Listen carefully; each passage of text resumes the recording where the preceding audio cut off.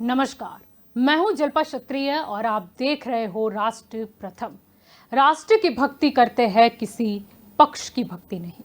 गुजरात में चुनाव है, यह बात हमें याद रखनी है और इससे ही हम कार्यक्रम की शुरुआत करते हैं। आपने शायद सुना ही होगा कि चुनाव आता है तब गरीबों की थाली में पुलाव आ जाता है। चुनाव आता है तब आम जनता जनार्दन बन जाती है। चुनाव आता है तब बड़े नेता भी जमीनी स्तर पर नजर आने लगते हैं। चुनाव आता है तब वादों की टोकरी खुल जाती है। चुनाव आता है तब उद्घाटन करने की मौसम आ जाती है। चुनाव आता है तब जनता के मुद्दे दिखाई देने लगते हैं। चुनाव आता है तब नजारा ही बदल जाता है। अब ऐसे तो कहा यह भी जाता है कि चुनाव जीतने के लिए पापड़ बेलने पड़ते हैं, सियासी रोटी पकानी पड़ती है। अब प्रश्न ये होता है कि इतने सारे लोक मुहावरे पड़े कैसे। अब ये सारी चीजें क्यों कही जाती है, यह भी आप अगर गौर से सुनोगे तो सब समझ ही जाओगे। अब गुजरात की बात चली है तो आपको बता दें कि दिल्ली के मुख्यमंत्री अरविंद केजरीवाल ने गुजरात के एक सफाई कर्मचारी को आज दिल्ली में अपने घर खाने के लिए आमंत्रित किया था। दरअसल अहमदाबाद में सफाई कर्मचारी के साथ टाउन हॉल के दौरान केजरीवाल ने इस सफाई कर्मचारी को दिल्ली आने का निमंत्रण दिया था। और सर, मैं आपको एक रिक्वेस्ट करना चाहूंगा कि आप जैसे 15 दिन 20 दिन पहले आप एक इधर विजिट करने आए थे, तब आप ऑटो ड्राइवर के घर पे खाना खाने गए थे, तो क्या सर आप एक वाल्मीकि समाज के घर पे खाना खाने आओगे? आपका नाम क्या है? मेरा नाम हर्ष सोलंकी है। हर्ष, मैं जरूर आऊंगा आपके घर। Thank you sir. उसके पहले मेरा एक प्रस्ताव है। हाँ सर। मानोगे? बताओ। पक्का? पक्का। मैंने देखा है कि सभी नेता चुनाव के पहले दलितों के घर खाना खाने दिखावा करने जाते हैं। हाँ सर। आज तक किसी नेता ने किसी दलित को अपने घर नहीं बुलाया खाने के लिए। नहीं। आप मेरे घर आओगे खाने के लिए? हाँ सर, पक्का। आपके घर में कौन कौन है? सर, मैं, मेरा भाई, मेरी छोटी बहन और मेरे पापा और मम्मी, 5 लोग हैं हम। 5 लोग हैं? हाँ सर। तो कल 5 लोगों के लिए मैं आपके लिए हवाई जहाज की टिकट भेजूंगा। Thank you sir. आप कल दिल्ली आओगे? थैंक यू, पक्का सर। कल दिल्ली में मेरे घर पे सीएम आवास के ऊपर आपके पूरे परिवार का खाना मेरे पूरे परिवार के साथ होगा। Thank you sir, thank you. और उसके बाद अगले बार जब भी मैं अहमदाबाद आऊंगा, अगली बार मैं आपके घर खाना खाने आऊंगा। पक्का पक्का और सर, पक्का। एक सेवा का मौका पंजाब वालों को भी, एक सेवा का मौका पंजाब वालों को भी। एक मिनट।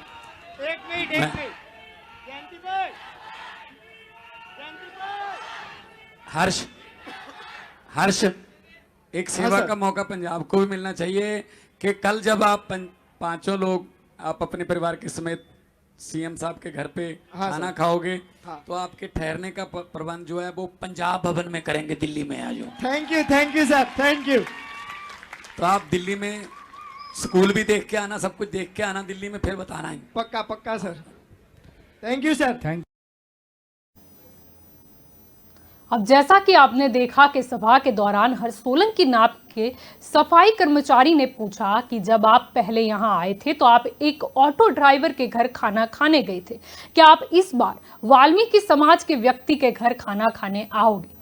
सफाई कर्मी की इस बात को सुनकर केजरीवाल ने कहा कि मैं जरूर आऊंगा, लेकिन मेरा एक प्रस्ताव है। मैंने देखा है कि चुनाव से पहले अक्सर नेता दिखावे के लिए दलितों के घर खाना खाने जाते हैं। आज तक किसी नेता ने किसी दलित को खाना खाने के लिए अपने घर नहीं बुलाया है। क्या आप कल अपने परिवार के साथ मेरे घर खाना खाने आओगे? मैं आप सभी के लिए फ्लाइट की टिकट भेजूंगा। आप कल दिल्ली आएंगे। कल दिल्ली में मुख्यमंत्री आवास पर आपके पूरे परिवार का खाना मेरे परिवार के साथ होगा और अगली बार जब मैं अहमदाबाद आऊंगा तो आपके घर पर मैं भी खाना खाने आऊंगा। अब आपको बता दें कि इसी वाकये के बाद आज हर्ष सोलंकी अपने पूरे परिवार के साथ फ्लाइट में दिल्ली पहुंचे थे। दिल्ली एयरपोर्ट पर उनका स्वागत भी किया गया था, जिसके बाद वह सब अरविंद केजरीवाल के घर पहुंचे। अरविंद केजरीवाल ने तो हर्ष सोलंकी को गले से लगा लिया। इस पल को हर्ष को थोड़ा भावुक भी कर गया, जिसके बाद सभी ने साथ में लंच भी लिया। अब यह तो बात हुई कि गुजरात से दिल्ली तक की सफर की आम आदमी पार्टी की, लेकिन अब हम बात करेंगे दिल्ली से गुजरात आने की। दरअसल अमित शाह गुजरात के दौरे पर है। आज गुजरात की जनता को ढेर सारी सौगात मिली है। सबसे पहले जानते हैं कि आज का अमित शाह का कार्यक्रम क्या रहा। तो आपको बता दें कि अहमदाबाद के भारत सर्कल में एसपी रिंग रोड पर साइंस सिटी के पास अहमदाबाद अर्बन डेवलपमेंट अथॉरिटी की ओर से बनाए गए ओवरब्रिज का उद्घाटन किया गया।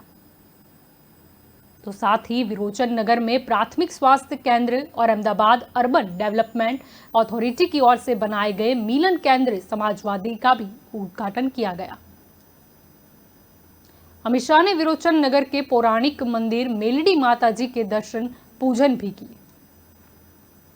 तो अहमदाबाद के साड़न में कर्मचारी राज्य बीमा निगम की ओर से बनाए जाने वाले अस्पताल का शिलान्यास भी किया गया।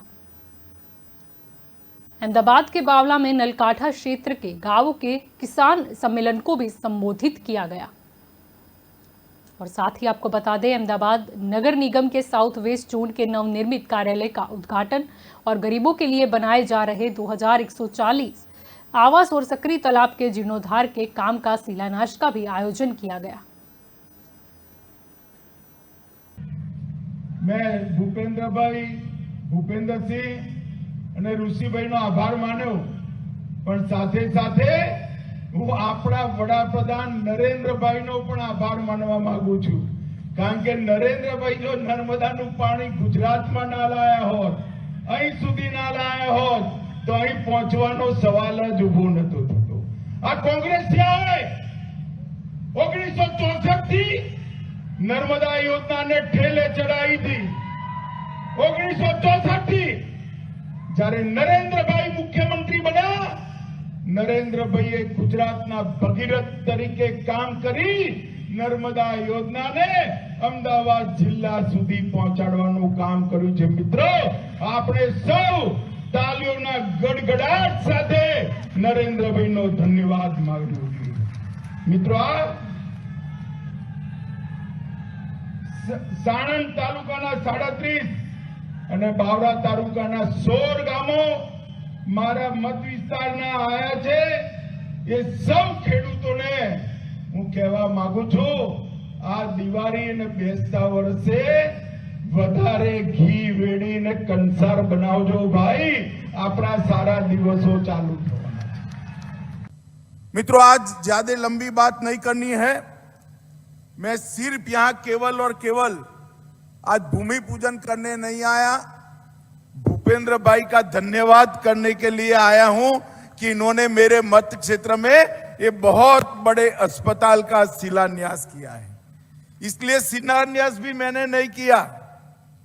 भूपेंद्र भाई वैसे भारत सरकार के बड़े मंत्री है, भाजपा के बड़े नेता है, मगर मैं आज एक बात बताता हूं, इसके साथ साथ वो मेरे मित्र भी है, वो भी एक सबसे बड़ी बात है।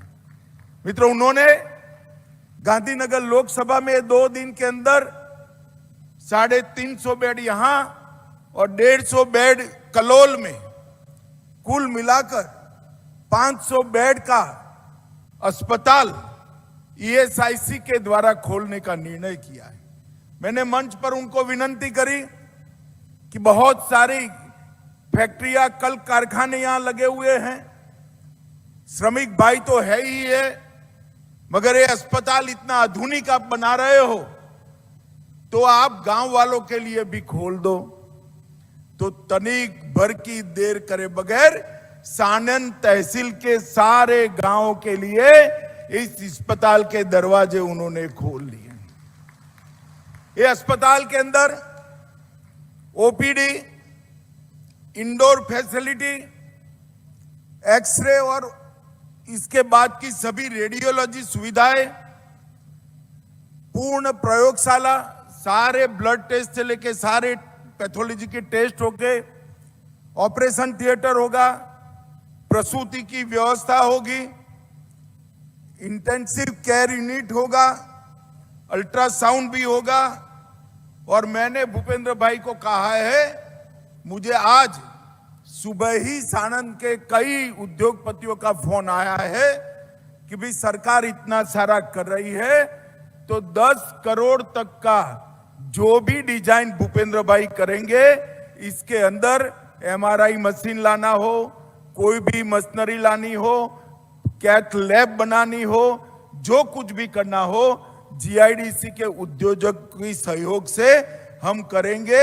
ये अस्पताल को आप लोगों के लिए परिपूर्ण अस्पताल बनाने का काम करेंगे। अब आपको बता दें कि गुजरात में वैसे तो हमेशा से चुनावी लड़त खासतौर पर भाजपा और कांग्रेस के बीच देखने को मिली है, लेकिन ये बार आम आदमी पार्टी भी पूरी ताकत से मैदान में है।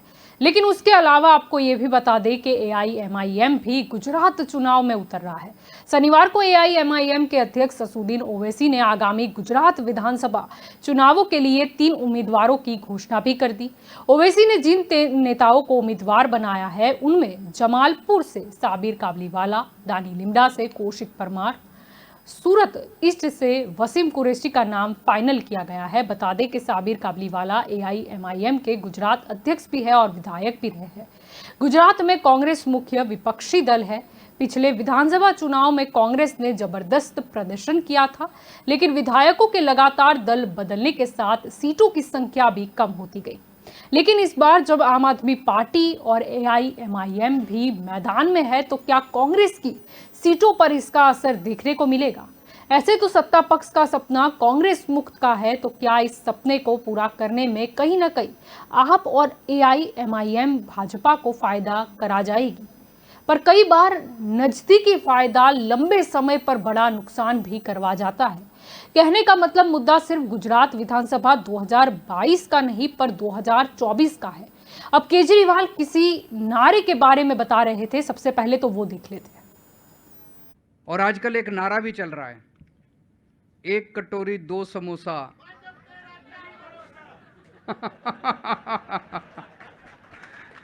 एक कटोरी 2 समोसा, 1 कटोरी 2 समोसा।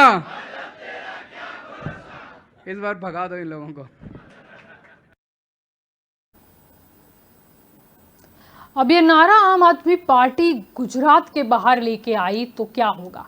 मतलब 2024 में भाजपा के सामने आप मुख्य रूप में चुनाव में उतर आई तो क्या होगा? अब दिल्ली और पंजाब दोनों में आपकी सरकार है। गोवा में भी आपकी एंट्री छोटे पाए पर ही सही लेकिन हो गई है। अब 2024 से पहले तो कई राज्यों में चुनाव है और किसी राज्य में अगर आम आदमी पार्टी को सत्ता मिली तो क्या होगा? अब फिर से गुजरात पर आ जाते हैं। पिछले लोकसभा चुनाव में तो गुजरात की सभी सीटें भाजपा लेकर आ गई थी, लेकिन गुजरात में आम आदमी पार्टी और केजरीवाल की लोक चाहना बढ़ गई तो फिर क्या होगा? अब ये चिंता तो भाजपा को भी होनी चाहिए। अब देखना यह है कि डबल इंजन की सरकार वाली बीजेपी कैसे निपटती है इस दुविधा से। अब आम जनता को तो महंगाई से निपटना है, लेकिन आपको अंत में ये भी हम आपको बता दें कि गुजरात के लोगों में अभी भी मोदी लहर कायम है। मोदी मोदी का नारा आज भी कायम है। भाजपा के कोई नेता आए तब यह नारा सुनाई दे न दे, लेकिन आम आदमी पार्टी के नेताओं के दौरे पर अक्सर सुनाई देने लगा है। जैसे कि सबसे पहले बात करें, अगर बड़ौदा में केजरीवाल आए थे तब भी ये सुनाई दिया था।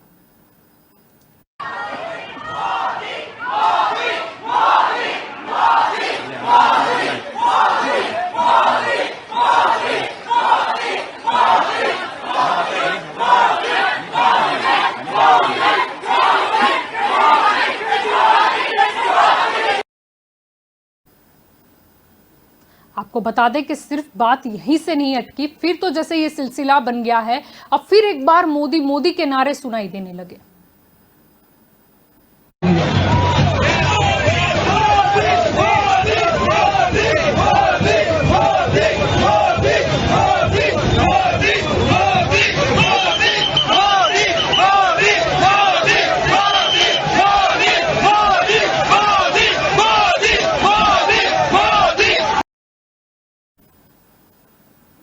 अब चुनाव के वक्त ऐसे तो कुछ दिन तो गुजारा गुजरात में इस लाइन को राजनीतिक नेताओं ने काफ़ी सीरियसली ले लिया है।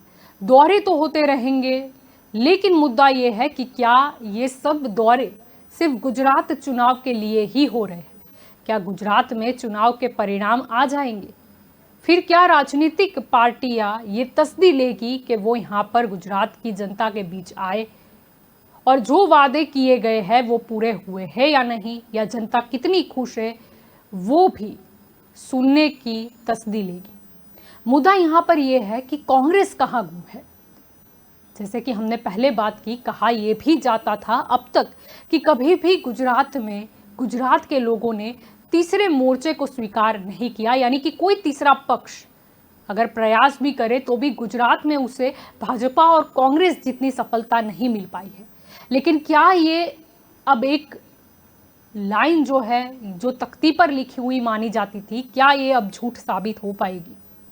आम आदमी पार्टी पूरे मैदान में उतर आई है, लेकिन कांग्रेस कहाँ गुम है?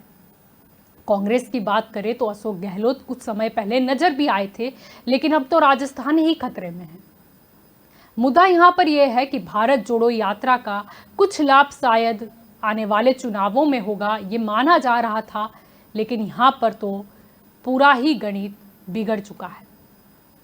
गुजरात की अगर हम सीटों की बात करें, उसमें भी अगर हम कांग्रेस की पारंपरिक सीटों की बात करें तो क्या वो कांग्रेस बचा पाएगी? क्योंकि ये बार अगर भाजपा के सामने के मतों की बात करें तब उनके पास भी विकल्प है, आम आदमी पार्टी भी है, और अगर कुछ स्थलों की बात करें, कुछ विस्तार की बात करें जहां पर शायद AIMIM को भी लोग स्वीकार कर सकते हैं। कांग्रेस को उम्मीद है या नहीं गुजरात जीतने की, लेकिन शायद उनके लिए बड़ा जो चुनाव है वो होगा विपक्ष का पद बचाने के लिए। क्या होगा, कैसे होगा, ये डिसीजन कांग्रेस कब लेगी? टारगेट तो दिया गया है कि 125 से ज़्यादा सीटें लानी है, लेकिन होगा कैसे? ये अंक तो काफ़ी अधिक बड़ा है। आम आदमी पार्टी की बात करें तो आम आदमी पार्टी को तो यहाँ तक कॉन्फिडेंस है कि ये बार गुजरात में कुछ बदलाव हो रहा है। एक मौका अगर आम आदमी पार्टी को मिला तो वो गुजरात में शासन करके दिखाएंगे। भाजपा की बात करें तो भाजपा का तो गढ़ गुजरात माना जाता है, लेकिन शायद बड़े नेताओं के दौरे और एक के बाद एक सियासी बयान शायद ये बता रहे हैं कि भाजपा को भी कहीं ना कहीं अब डर है, क्योंकि अगर गुजरात चला गया तो फिर गुजरात मॉडल ही नहीं बचेगा। केजरीवाल जो यहाँ पर दिल्ली और पंजाब का मॉडल लेकर आए हैं, क्या गुजरात की जनता उन्हें स्वीकार कर पाएगी? मोदी के नारे तो सुनाई देते हैं, लेकिन सामने केजरीवाल का तो मानना यह है कि भाजपा डर गई है, इससे प्रेरित ही ये नारे लगते रहते हैं। क्या सही में ऐसा है? क्या मोदी के नाम पर फिर एक बार भाजपा सत्ता में आ जाएगी? मुद्दा यहाँ पर यह भी है कि नरेंद्र मोदी की अगर हम बात करें तो उनके बाद क्यों किसी और नेता की इतने सालों में, ये 8 वर्ष जब से मोदी जी दिल्ली पहुंचे हैं, तो गुजरात में वो छवि नहीं बन पाई जो नरेंद्र मोदी की हुआ करती थी। क्या भाजपा के पास नरेंद्र मोदी के अलावा कोई ऑप्शन नहीं है? क्यों वो लोग चाहना देखने को नहीं मिलती? क्यों आज भी नारे लगाने पड़ते हैं मोदी मोदी के, जबकि नरेंद्र मोदी के बाद तो कई मुख्यमंत्री हो चले। आनंदीबेन पटेल की बात करो, विजय रूपानी की बात करो, या फिर अब भूपेंद्र पटेल की बात करो। क्यों अभी भी गुजरात की जनता को तो यही लगता है कि भले ही दिल्ली में है नरेंद्र मोदी, लेकिन फिर भी गुजरात जो है वो नरेंद्र मोदी ही चला रहे हैं। भाजपा की बात करें, भाजपा में ऐसे तो 182 में से 182 का लक्ष्य है ये कहा जाता है, लेकिन शायद अमित शाह जब पिछली बार गुजरात के दौरे पर आए थे तब उन्होंने 2/3 के बारे में बात की थी। यानी भाजपा की बात करें तो क्यों वो 182 या वो 150 वाला टारगेट नहीं, पर 2/3 यानी कि करीबन 121 सीटें जीतने का दावा हो रहा है। अगर डर है तो कहाँ है, किन सीटों पर है? मुद्दा यहाँ पर सीटों पर ही सीमित नहीं हो जाता, मुद्दा यहाँ पर यह भी है क्योंकि भाजपा ने 1 वर्ष पूर्व ही सरकार को बदल दिया था। यानी कि कोरोना के चलते जो एंटी इनकम्बेंसी थी उसे दूर करने का प्रयास हुआ था। एक नया मुख्यमंत्री चुना गया, एक नया मंत्रिमंडल आया, लेकिन क्या जनता उस बदलाव को स्वीकार कर पाएगी? क्या वो सही में परिवर्तन था? क्या नए नेता है वो भी अपना जो कामकाज है उससे जनता के ऊपर एक पॉजिटिव इफेक्ट दे चुके हैं? ये जो चुनाव है, क्या सही में बड़े अगर नेता यहाँ पर नहीं आए तो ये चुनाव जीतना क्या इतना आसान नहीं होगा? प्रश्न काफ़ी सारे हैं, जवाब तो जनता देगी ही, लोकतंत्र है, चुनाव से ही फैसला होगा।